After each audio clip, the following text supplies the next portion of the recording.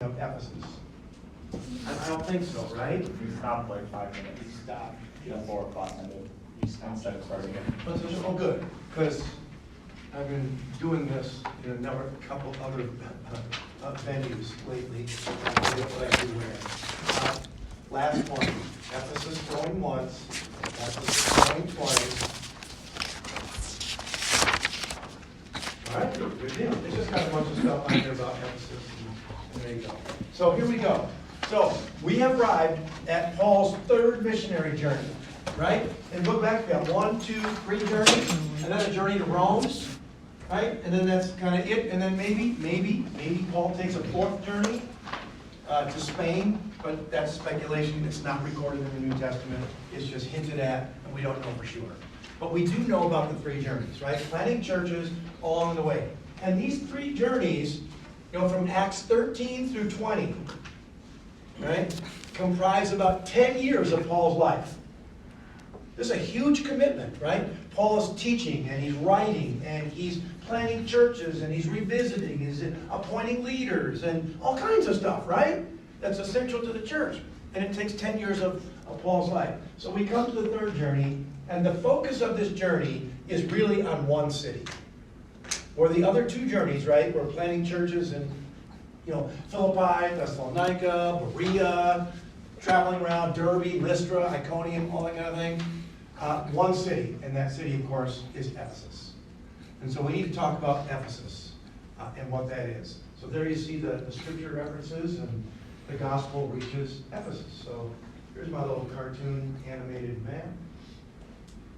That's cool. We're going to that area again, where Paul has been. And then the focus is this one city, right there, Ephesus. So what years are we talking about? 54 to 57 AD or so. 3 or 4 years of Paul's life here, and this is going to cover 3,500 miles, right? So that's a huge commitment. A lot of years, a lot of miles, a lot of traveling, and Paul is going to spend most of these 3 or 4 years in this one city.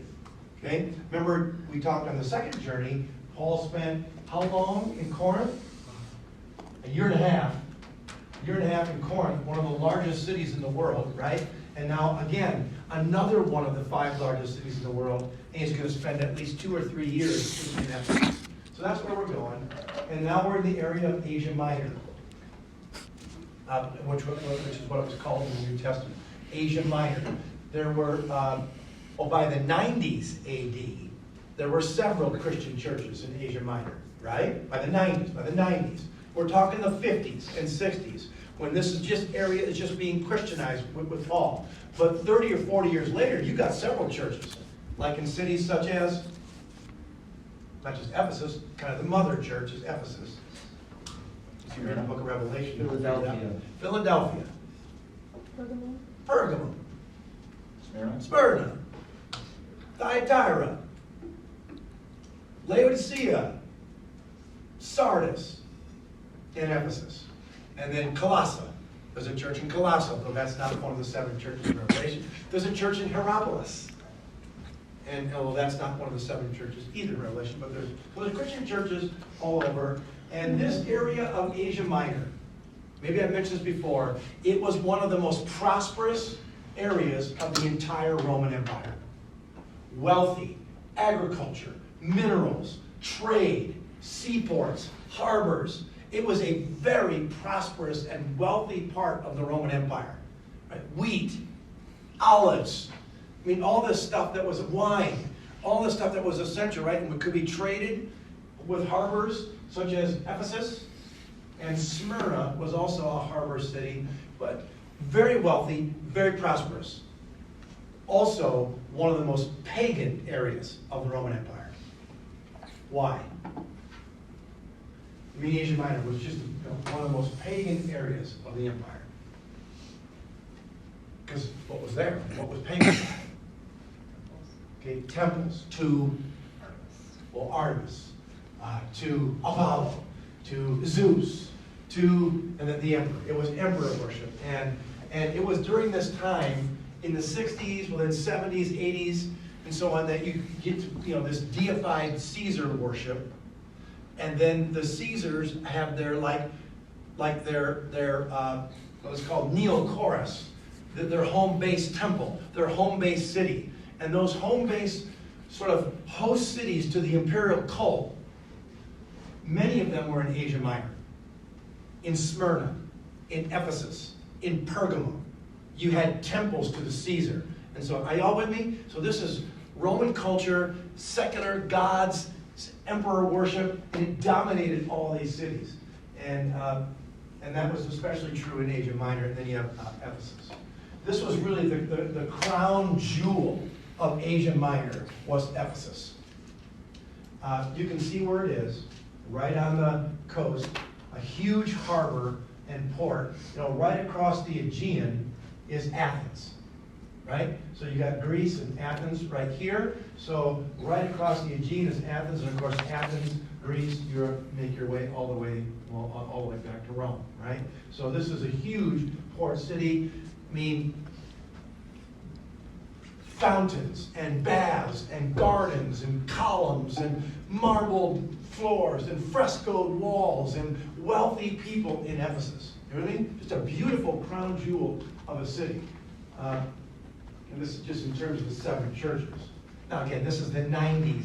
This is 30 or 40 years after Paul. But now you've got these 7 churches, all in Asia Minor, with Ephesus being the main one.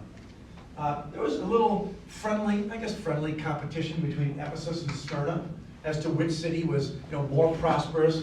Both harbor cities, both on the Aegean, both very wealthy cities, and then kind of a friendly competition, which Ephesus always won. And Ephesus was the crown jewel of all of that. So there you see Ephesus. Yeah, I just love maps. They're kind of cool. Sardis and Pergamum, Laodicea, Ephesus on the coast. And there are some of the remains of ancient Ephesus. So you're looking at some of the remains there, archaeological, and there is a lot to see in Ephesus. It is not only the crown jewel of the ancient world, Asia Minor, it is also the crown jewel of, well, not necessarily modern Turkey, but it is the crown jewel of archaeological sort of excavations in all of Turkey. There is a lot to see in Ephesus. And having said that, I mean, you're looking at just a portion of it. Having said that, only 10% of ancient Ephesus has been excavated. 90% of it is still underground and invisible. You know what? Come on, you're not impressed. So, you guys, this was a huge city. Probably in Paul's day, 300,000 people. And that's big. And spread out all over the place. And only 10% of Ephesus has been, and you're looking at, the center of those excavations. This is one of the main streets called Curate Street. And I'll show you that a little bit later. But this structure right here, you might know what that is, right here. That big, that's kind of a big deal. That's the Celsus Library. The Celsus Library, and then the Agora would be right back here. And then this Curate Street would just turn right at the library, and then go down this street right here, and then you keep going this way, and that's where you end up at the Grand Theater in Ephesus. And so there's just lots of, there's temples and fountains and gardens and all that kind of thing. So beautiful place, right? Mountains nearby, the Aegean Sea right there, and again, there's that library, right? And here's the Agora, what's remaining of the marketplace, and some of the other things right there. And there's an artist drawing. So the Agora, right here, right? And a theater, a stadium, baths, all that kind of thing. The theater, the Agora, just an artist drawing. This is something like that. Oh, you told me. Okay, there's the theater. This column, sort of roadway right here was called the Acadian Way, right in front of the theater.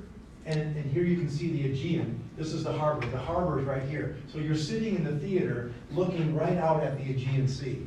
Now, the Aegean Sea, in Paul's day, in the first century, was right there. Today, it's about 4 or 5 miles out because that area has been silted in by the Castor River.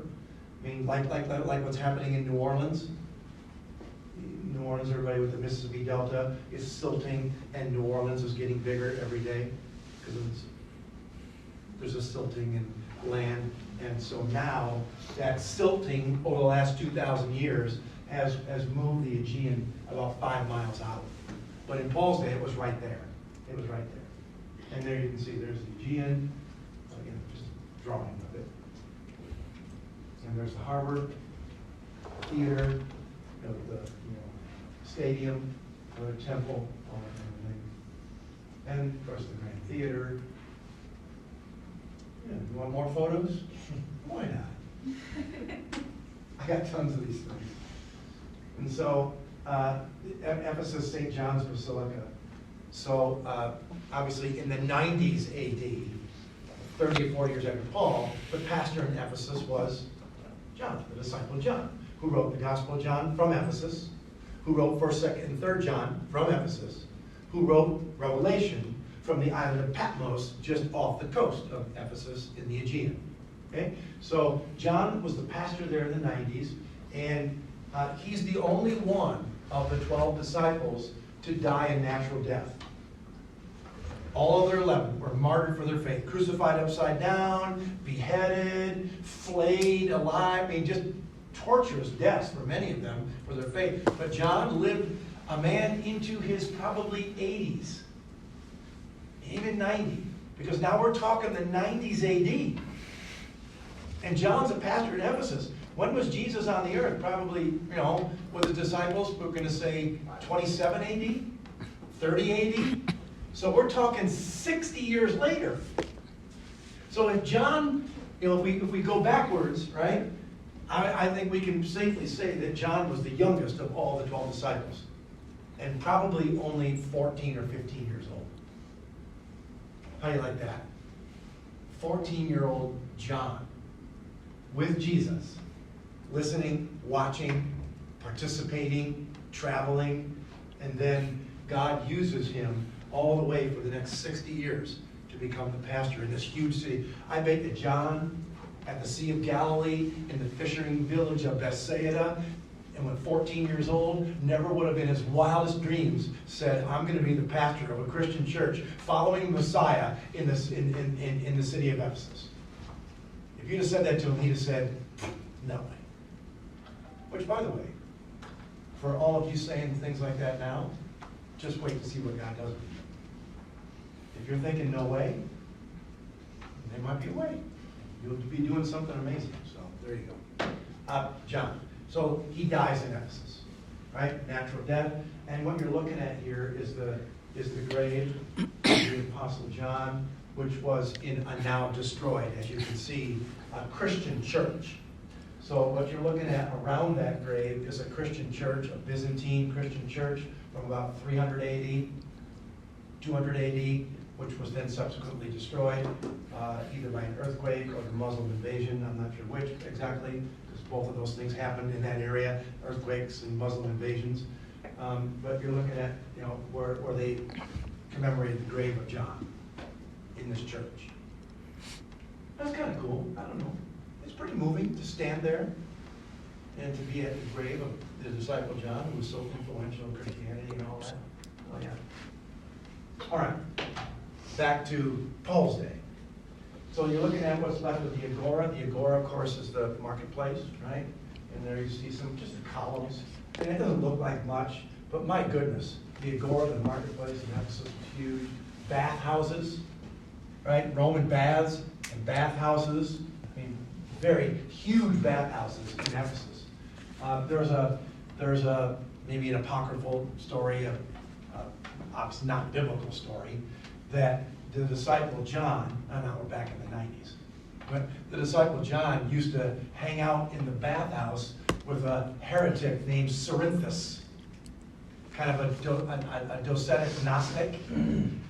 One of the heresies in the first thing was docetic Gnosticism, which denied the deity of Jesus. Okay? No, denied the humanity of Jesus. Okay? And there's a legendary story that John and Cerinthus used to hang out in the bathhouse and debate theology. Pretty cool, right? People do that, right? Not now, not in the bathhouse, but other places. And there, you can see that the archaeologists have covered the excavations that are going on at the bathhouse there. And the latrines, the latrines in every city, that was kind of cool. Huh. There you go. They covered up with this wood, but there would have been a sort of a water channel that would have gone right in front of these. So it's the old rule, right? Is eat with your right, wipe with your left. Apparently, that's not a rule that you've ever heard of, or even care to even contemplate. I know about that. Just saying, it's what you did. And there's the Celsus Library, a huge library, one of the largest libraries in the world. Alexandria, Egypt, Pergamum, and Ephesus had the 3 largest libraries in the world. And you're looking at Celsus. And there it is. This is called this gateway. So there's the library. Come down that main road, make a right turn, and go through this 3-arched gate. That 3-arched gate is called the Caesar Augustus Gate because there's an inscription on the gate. I don't think I have this in this presentation. Maybe I do. I don't know. To Caesar Augustus, the divine Caesar Augustus on this gate. And there's the library. You see these 1, 2, 3, 4 female statues that kind of are right out in front of the library that kind of represent, wisdom, virtue, insight, and knowledge.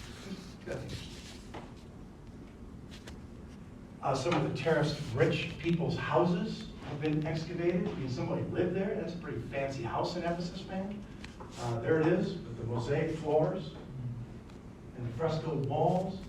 And that's pretty fancy. So this is Ephesus, everybody. And there you can see the remains of some of those frescoed walls and the colors and the mosaic floor. There it is. That was pretty cool. And then somebody's house. Rich people. And there's that main street called Curate Street. Curate Street. Do I have that? Curate Street with the Celsus Library. And then there it is. And there it is. More agora. More agora. And a brothel. Kind of a brothel, right? A brothel. This is the advertising marquee for the brothel. A heart with a foot. Depiction of a woman right here. So this is the come on in. If you're looking for love, come on in here. That's kind of the brothel's advertising shingle, if you will. Mosaic Street, near the library. Just another street, columns. Another one. And then the Grand Theater. This is, of course, the big thing in Ephesus. The largest theater in the entire world was in Ephesus. Seated, most theaters seated 5, 6, 8, 10,000 people at the most. How many seated here? 25,000. 25,000. It's a huge amphitheater built into the side of the mountain, looking out over the Aegean Sea. And this is the largest amphitheater in the whole world. And there you see the remains of it, obviously been restored. You can see over here where it hasn't been restored, and then where it has been. 3 tiers, 3 levels of this theater, all the way up, a huge stage and backstage area. And there's the theater. And then this is remember that Acadian way, that Acadian road that leads out to the Aegean? And we've been columned and all that. And there it is. There's that road. That main column road, and then the water in Paul's day would have been right there, right at the end of that road. And now it's 4 miles out because it's silting out. So are we going to go there next year then? Yeah. Oh yeah. If you want to come to Greece. When is that trip again? We don't have exact dates, but it's going to be in June. Yeah, if anyone wants to go to Greece, I'm going to Greece next June and taking folks who want to go. Is it the same kind of thing as Israel? Yeah. What's the cost for that one? More? You're doing it? No, unfortunately, there's no donor for this one. But we start in Thessaloniki and then go to Philippi, Berea, Delphi, Athens, Corinth. Take a 3-day cruise across the Aegean to Mykonos, Santorini. These are the Greek Isles where a lot of people go when they go to Greece. They party on Mykonos. Well, that's not what we're going to do, for the most part. Maybe a little. And then the boat goes from Athens over to Ephesus. That's a good question. How long do you leave it? It's about 12 days. So you go to Ephesus, and then you see Ephesus, which is a lot to see. Unfortunately, you can't go to any other places in Turkey, only Ephesus. But that's the best place to go. And then you go back to Athens, and then you come home. Anyway, yeah, there's the theater, big theater, lots to see. There it is, there it is. Again, that water would have been right at the end of the road. So, the other main thing in Ephesus, besides the theater, was what? The temple of Artemis. And the whole city centered around Artemis worship, right? And what you're looking at is there's not much left of the Artemis temple. That's it. You're looking at one column. They stuck up one column. That's it. So there you go. That's what's left of Artemis, right there. That's all she got. There it is. That's all it is. That's all it is. Amazing.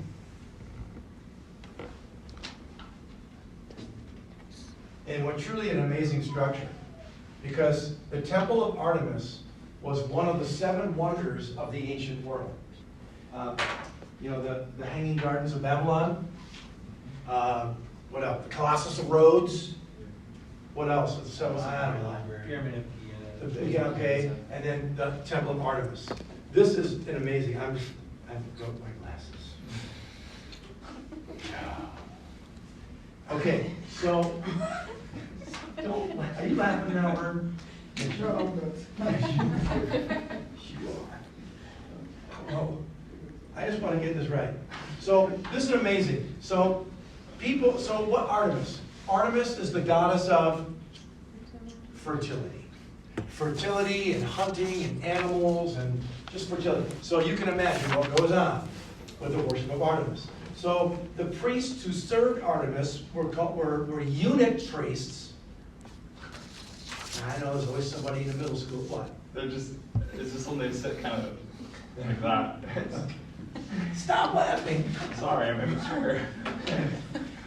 Okay, I'll try it without him. They're eunuch priests, and good thing at the middle school I would have had once evening. Even sometimes in freshman college. There might be someone who doesn't know. Well, they castrate. They either castrated themselves or they were born that way. But I mean, Matthew has a passage. Some were born that way. Some made themselves that way. But these were people. Eunuch priests are priests who castrated themselves. You're all adults. They castrated themselves and presented that castrated body part to Artemis in service to Artemis. And they were called curates, curate priests. So thus, Curate Street is the street, curate priests who serve Artemis. An amazing temple. You're looking at, just an amazing temple, 4 times larger than the Parthenon in Athens. Remember the Parthenon in Athens? We talked about that huge structure on the Acropolis in Athens. This is 4 times bigger. Come on, that's huge. The dimensions are 450 feet by 220 feet. So a football field is 300 feet. Right? The length of a whole football field is 300 feet. So you go another 150, almost another half a football field long. A football field and another half a field. Come on! It's like 100,000 square feet. Yeah, and then 220 feet wide, which is about almost 3/4 of a football field. This is huge, everybody. And this is the Temple of Artemis, and it had 120 columns. 36 of the columns were sculpted and overlaid in gold. At the base of the columns, they're brightly painted and colored. You can see that here. You see the base of the columns? Brightly colored at the base, high and all that. 60 feet high. Inside was a 50-foot statue of Artemis herself inside the temple. This was the Neochorus, or the home base for Artemis worship. And people came from all over the world to worship Artemis in Ephesus. Right? Furthermore, it was like the national bank of Artemis. People would come and give offerings and money and invest money. It's like Wall Street. It's like Artemis Wall Street. And you invest money and you make loans and you charge interest. So people in Ephesus got very wealthy. Right? Artemis is the protector of the city. Artemis has made us successful and rich. Artemis is the foundation of our whole culture and economy. And this temple is here to prove it. Are you with me? And that's what's going on in Ephesus. It's just an amazing temple. There you see. I mean, can you imagine? That is a football field and a half long and 3/4 of a football field wide. That is huge. And that's got columns and everything else. And Paul spent 3 years. So, archaeologists have discovered these little miniature statuettes. Actually, many of them. Miniature statuettes of Artemis herself. And you're looking at some of those statuettes that were sold in Ephesus, worshipped as shrines, put in your house or whatever like that. And so there's the Artemis statue. Are you all adult? You're all adults. So the idea used to be, and I used to say this too, but when I went to Ephesus last June, kind of found out something different. But used to think that the goddess of fertility, and that this was a female goddess, and these were like the many-breasted goddess for fertility and all that. Probably not the case. And I had my idea corrected last June when we went there, and that they probably represent actually bull's testicles. Again, fertility, but just male, and bull's testicles rather than female breasts. And it's all a mess, right? And that's probably what that all represents. So now there it is, and there's that the artist drawing of the temple, and you can go into Ephesus. All right, now we're to the text. All that background, now we're to the text. All right? Acts 19. Here we go. While Apollos was at Corinth,